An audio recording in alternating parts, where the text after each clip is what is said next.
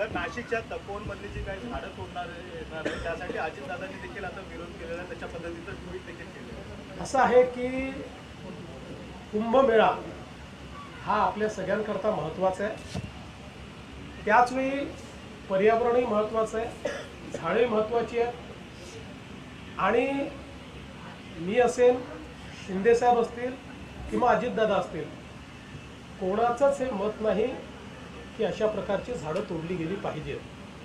मात्र याच्यामध्ये एक गोष्ट आपल्याला लक्षात घ्यावी लागेल. प्रयागराजचा कुंभमेळा ज्या ठिकाणी होतो तिथे 15,000 हेक्टर जागा आहे आणि आपला कुंभमेळा ज्या साधुग्रामला शतकानुशतक होतोय तिथे फक्त 300-350 एकर जागा आहे. 15,000 हेक्टर आणि 350 एकर. आणि ही जी काही झाडं आहेत, आपण जर 2015-2016चा गुगल मॅप बघितला त्यातलं कुठलंच झाड आपल्याला दिसत नाही. ज्यावेळेस महाराष्ट्र सरकारने 50 कोटी वृक्ष लागवडीचा कार्यक्रम घेतला त्या काळात नाशिक महानगरपालिकेने विचार करून ही झाडं लावली, कारण ती रिकामी जागा होती. 12 वर्षात आपण एकदाच ती वापरतो.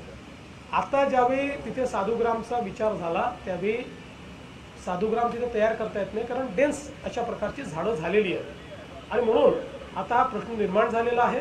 आता त्या संदर्भात मार्ग काढून कमीत कमी त्यातली झाडं कशी आपल्याला कापता येतील किंवा कापूच नाही, जी काही थोडी बहुत रिप्लांट करता येतील ती रिप्लांट करावी, जास्तीत जास्त झाडं वाचवावी, अजून काय अल्टरनेटिव्ज आहेत, अशा सगळ्या गोष्टीचा विचार आता त्या ठिकाणी चाललेला आहे.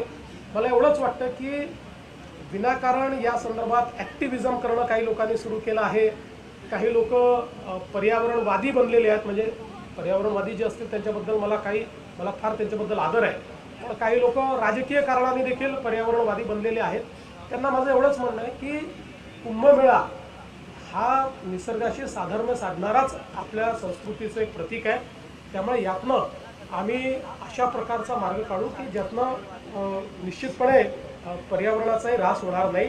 पण काही लोकांना असं वाटतं आहे की कुंभमेळ्यात अडथळेच यावे, अशा लोकांना मात्र मी सांगतो की अडथळे आम्ही येऊ देणार नाही.